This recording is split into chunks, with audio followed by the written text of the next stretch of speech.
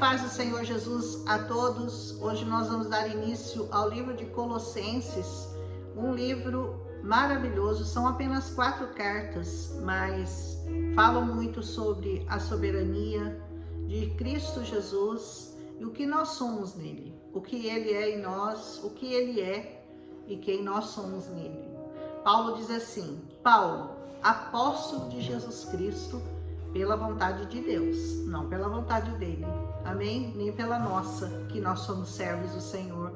É sempre pela vontade de Deus que essas coisas acontecem em nós e por nós. E o irmão Timóteo, aos santos e fiéis em Cristo que estão em... Onde você está? No caso aqui, em Colossos, mas você pode dizer o nome do lugar onde você está. Então, aos santos e aos irmãos fiéis que estão aí nessa cidade onde você mora, graça a vós e paz da parte de Deus, o nosso Pai, e do Senhor Jesus Cristo. A graça e a paz. A graça vem por meio de Cristo e a paz vem de Deus. Aquela paz que nós falamos ontem, que excede todo o nosso entendimento, não é verdade? Graças damos a Deus, Pai de nosso Senhor Jesus Cristo, orando sempre por vós. Não deixe de orar por ninguém, viu? Não deixe de orar por aqueles que já fazem parte da igreja do Senhor, que já fazem parte do corpo de Cristo. Mas ore principalmente por aqueles que ainda não receberam ao Senhor, por aqueles que ainda não o servem, por aqueles que ainda não tiveram a revelação dessa palavra em seus corações. Ore muito por essas pessoas, para que Cristo venha a ser revelado no coração de cada um deles. Amém? Porquanto nós ouvimos da vossa fé em Cristo. Paulo ouviu falar da fé de Cristo naquela cidade de Colossos e do amor que vocês têm para com todos os santos. Que bom você receber boas notícias, né? Saber, olha, a notícia que eu recebi é que vocês são pessoas amorosas, que vocês têm zelo e vocês têm amor por todos da igreja de Cristo Jesus. Bom, né? Por causa da esperança que vos está reservada nos céus. Você tem esperança nos céus? Porque a sua esperança está reservada nos céus, de qual já antes ouvistes pela palavra da verdade do Evangelho, que já chegou até vós, como também está no mundo todo. Esse Evangelho vai alcançar o mundo todo, como já alcançou, né, em verdade, e já vai frutificando, como também entre vós, desde o dia em que ouvistes e conhecestes a graça de Deus em verdade. E palavra linda, né, de Paulo, elogiando aos Coríntios, eu estou em Coríntios ainda, elogiando os colossenses e dizendo aos colossenses o quanto ele se orgulhava deles, o quanto eles estavam sendo cumpridores da palavra em amor, em zelo, em dedicação por meio do Senhor. Como aprendeste de Epáfras, o nosso amado conservo, que para vós é um fiel ministro de Cristo. Ele está exaltando o Epáfras, que era o ministro naquele lugar, o qual nos declarou também o vosso amor no Espírito. Aleluia! Por essa razão, nós também, desde o dia em que o ouvimos, que ouvimos o Epáfras, nós não cessamos de orar por vós. Nunca cesse de orar por ninguém, pela igreja, pelos que estão dentro e pelos que estão fora, e de pedir que sejais cheios do conhecimento da sua vontade em toda sabedoria e inteligência espiritual. Se tem alguma coisa que você deve pedir a Deus, quando você adquirir uma maturidade em Cristo, você vai parar de pedir coisas materiais, coisas dessa terra. O que você vai pedir para o Senhor é sempre isso aqui, ó, cheio do conhecimento da vontade de Deus, conhecimento da vontade de Deus, em toda sabedoria e inteligência espiritual. Algumas pessoas, embora elas recebam ao Senhor, embora elas creiam na salvação e elas estão salvas, glória a Deus por isso, mas elas não trabalham muito a questão da inteligência espiritual. Porque assim como nós temos que trabalhar a nossa mente por uma inteligência natural, uma inteligência normal, através do estudo, através de uma faculdade, nós também temos que trabalhar para nós crescermos com uma inteligência espiritual. Peça isso ao Senhor, conhecimento, sabedoria, inteligência espiritual. Ele tem para te dar, viu? Não interessa se você estudou, se você não estudou, se você é culto ou se você é inculto, isso não importa. O Senhor, quando você pede, Ele te dá inteligência espiritual, para que possais andar dignamente diante do Senhor, agradando-lhe em tudo, frutificando em toda boa obra e crescendo no conhecimento de Deus. Amém? Então é andar agradando ao Senhor, frutificando e crescendo. A árvore que não dá frutos é uma árvore que será cortada pelo Senhor. Corroborados em toda fortaleza, segundo a força da sua glória, em toda paciência e longanimidade, com gozo, com alegria, dando graças ao Pai que nos fez idôneos para participar da herança dos santos na luz. Eu fico imaginando como esse mundo que está sem Cristo tem caminhado velozmente para o abismo, para as trevas, como as pessoas que são deixadas ao seu próprio conhecimento, aos seus próprios desejos, como elas se corrompem, como elas se pervertem, como o mundo fica cheio de pessoas terríveis, cheio de pessoas com desejos insanos, com vontades promíscuas, como o mundo tem se tornado promíscuo demais da conta. Aí você pensa, o que aconteceu com o homem? O que aconteceu com o homem? E é muito simples a resposta. E Deus já sabia disso. E Deus já sabia o que havia no homem. Por isso Ele pagou o preço tão alto para que o homem pudesse ser resgatado da sua vã maneira de viver, dos seus vãos pensamentos, dos seus desejos terríveis que dominam mesmo. Se você não tiver com Cristo, os seus desejos carnais, eles vão piorando a cada dia, porque você vai ouvindo coisas que você fala, meu Deus, isso não pode ser um ser humano. Aonde? Da onde tirou tanta maldade? Da onde tirou tanta promiscuidade? Da onde tirou toda essa vingança? Da onde tirou toda essa maledicência? Tudo isso que está corrompendo o mundo hoje em dia. Eu fico indignada, eu fico ouvindo as notícias, falo, Senhor, eu preciso parar de ouvir notícia, porque o homem é mau, é mau, é mau, é mau. E ele caminha para as trevas. Ele é ganancioso, ele é enganador, ele quer enganar as pessoas, ele quer ter poder sobre as pessoas. Ele não se importa com as pessoas, com a fome das pessoas. Eles não se importam com nada. O homem é muito mau. Eu não sei porque eu estou falando isso, eu fugi um pouco aqui do texto. Mas de repente eu começo a olhar para o que está acontecendo no mundo todo com relação à prostituição, com relação a esse desvirtuar-se totalmente dessa palavra. E eu fico falando, olha o que Deus estava tentando mostrar, tentando trazer o homem de volta para a luz, porque o homem está envolvido pelas trevas e ele não consegue enxergar mais a luz, então ele se afunda cada dia mais no abismo, né? Então ele fala, eu dou graças ao Pai que nos fez idôneos. Idoneidade é uma coisa que está saindo de moda. A pessoa não consegue mais ser idônea. Se ela puder passar a perna no outro para ganhar uns troquinhos a mais, ela vai fazer isso, para participar da herança dos santos na luz. Se você não buscar essa idoneidade, se você não buscar estar na luz, você certamente vai ser engolido junto com os demais que estão nas trevas, o qual nos tirou das potestades. Olha o que Deus fez, Ele nos tirou da potestade das trevas e nos transportou para o reino do Filho do seu amor. Quem não está no reino do Filho do amor de Deus, está onde? nas trevas. Não existe outro lugar, não pode estar em cima do muro, não está no meio, não está aí um pouquinho de luz, um pouquinho de trevas, não.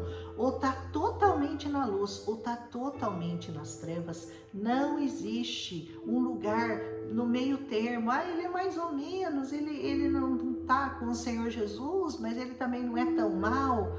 O homem é mau, o homem é mau. A palavra de Deus disse: vós sendo maus, sabeis dar as coisas boas aos seus filhos, quanto mais o seu Senhor, saberei dar coisas boas àqueles que me amam, que me buscam, que me adoram, que me respeitam, que me obedecem. Seja um desses, seja filho do Deus vivo, seja filho do Deus da luz, e não queira viver nesse lugar terrível de trevas, viu?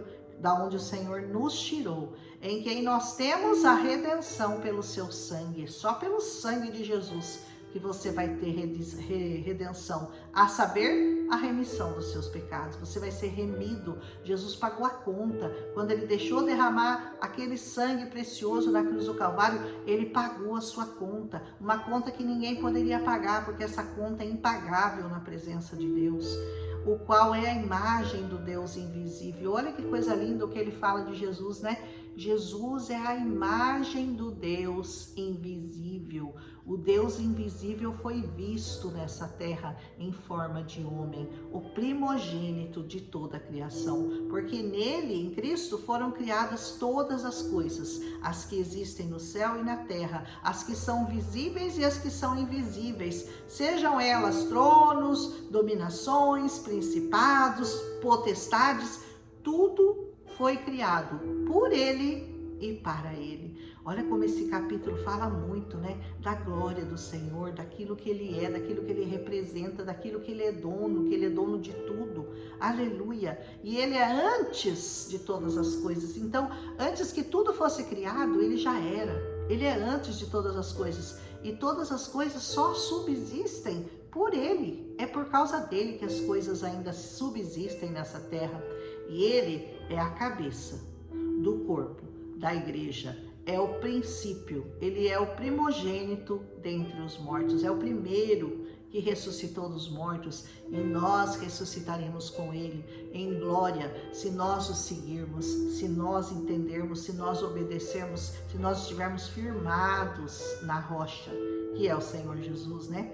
Para que em tudo ele tenha a preeminência, ele é o primeiro de tudo. Então, em tudo, todas as coisas, ele é sempre o primeiro, porque foi do agrado do Pai que toda a plenitude, quanta de plenitude? Toda a plenitude dos céus, da terra, debaixo da terra, habitasse nele. Aleluia. E que havendo por ele feito a paz, pelo sangue da sua cruz, ele fez a paz para nós, por meio dele ele reconciliasse consigo mesmo todas as coisas. Por meio do sangue de Jesus na cruz do Calvário, a paz veio e todas as coisas se reconciliaram entre elas, e todas conjuntamente elas foram convergidas para Cristo Jesus, tanto nos céus quanto as da terra, como as que estão no céu. Aleluia. A vós também, que em outro tempo vocês eram estranhos, vocês eram inimigos no entendimento por causa das vossas obras más, agora, contudo, ele reconciliou vocês. Você está reconciliado com Deus, aleluia, no corpo da sua carne, pela morte, para perante ele vos apresentar santos e irrepreensíveis e inculpáveis. Olha como Jesus quer te apresentar na presença do Pai, né? Santo, irrepreensível e sem culpa, inculpável. Se na verdade vocês permanecerem, né? Fundados e firmes na fé, e não vos moverdes da esperança do Evangelho.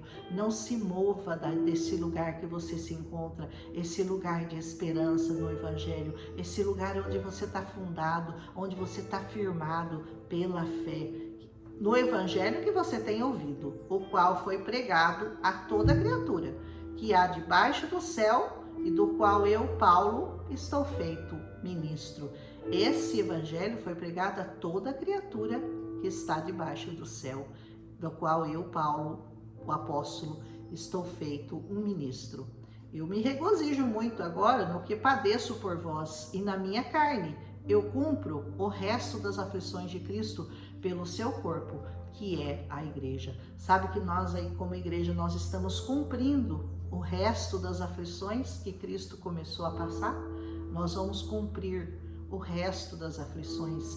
E não foram poucas as aflições que o Senhor Jesus passou. Então não se preocupe se você estiver passando por alguma aflição, se você tiver algum momento difícil da sua vida, se você estiver firmado nesse evangelho, você sabe que essas aflições vão passar, que esses momentos ruins vão passar, e nós continuaremos a passar por tudo, crendo e firmados no evangelho do Senhor Jesus, da qual eu estou feito ministro segundo a dispensação de Deus. Você só pode ser feito ministro do evangelho pela dispensação de Deus, que me foi concedida para convosco, para cumprir a palavra de Deus. O mistério que esteve oculto desde todos os séculos, Jesus é o mistério revelado. Esse é o mistério que esteve oculto por todos os séculos e em todas as gerações, e que agora foi manifesto aos seus santos. Você descobriu esse mistério, você entendeu esse mistério, e você se uniu ao Senhor Jesus, aos quais Deus quis fazer conhecer quais são as riquezas da glória deste mistério entre os gentios, que é Cristo em vocês, esperança da glória. Cristo em nós é a esperança da glória, é o grande mistério de Deus revelado a nós, os gentios, que nem éramos o povo de Deus, mas que agora por Cristo fomos feitos o seu povo. Aleluia.